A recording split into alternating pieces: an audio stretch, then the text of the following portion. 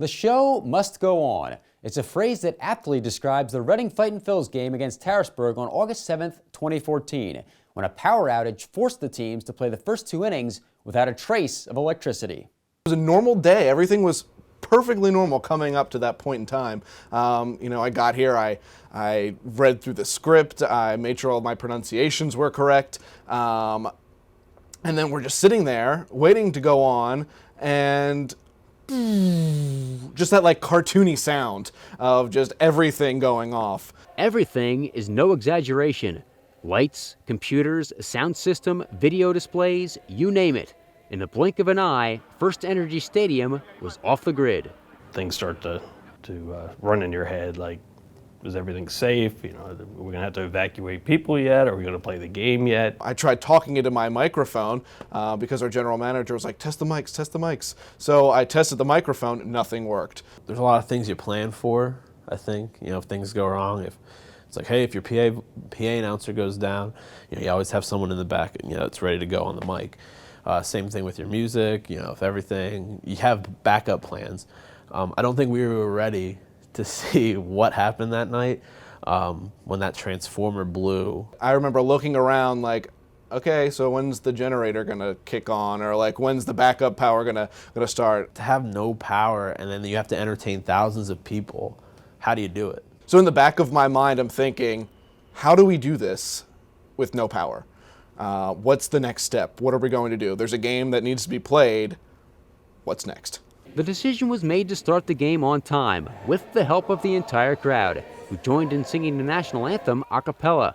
With the 7:05 first pitch, the hope was that the power would come back on before the daylight ran out.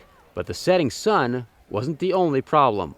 We didn't have any music, we didn't have any electricity, so our statisticians and game day people up in the press box were taking score the old school way.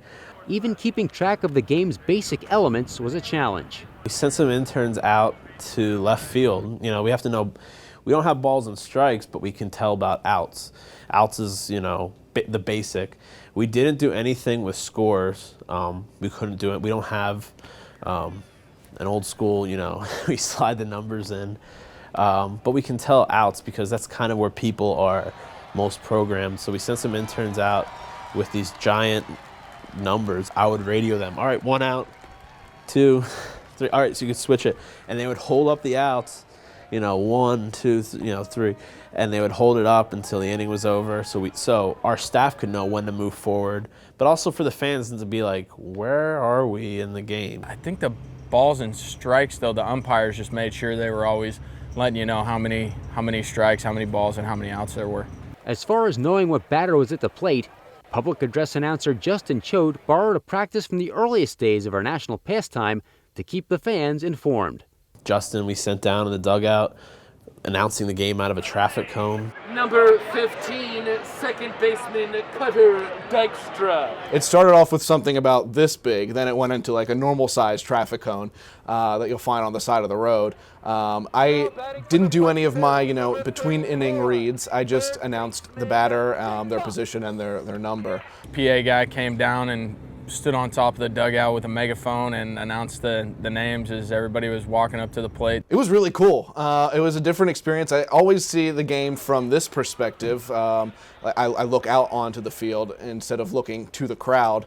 I was looking right into the eyes of the people, and normally they don't know what I look like. The electricity returned just before the start of the third inning, though for Harrisburg the power never quite came back, as the Fightin Phils blanked the Senators 3-0 on a combined 2-hitter. That year wasn't the best year for us, but that game was a highlight for us. We got the win and played pretty well. That was kind of a different situation where, it was quiet. The crowd got into it really, and, I think Justin was announcing from the top of the dugout, and it was neat. It's kind of a neat, different thing. It's almost something that you think about all the technology that's here now that it's almost, you almost want to say, well, let's give that a shot for a game or something. It's one of those games where I think our fans were like, did you guys plan for the electric to go out? It felt like you were doing an old school baseball thing. Every other game here, there's always something going on with the video board, music, in between innings, stuff like that. Kind of had the old school feel to it, I guess you'd say. It's just a different atmosphere, and it always takes a while when you get something that is kind of, a change in your routine. That it was a different game, but it had a good feel to it. It was kind of neat. I think we operate best when our backs are against the wall, and that night we were, centimeters from the wall, I would say. A power outage in Baseballtown, another of Reading's classic golden moments.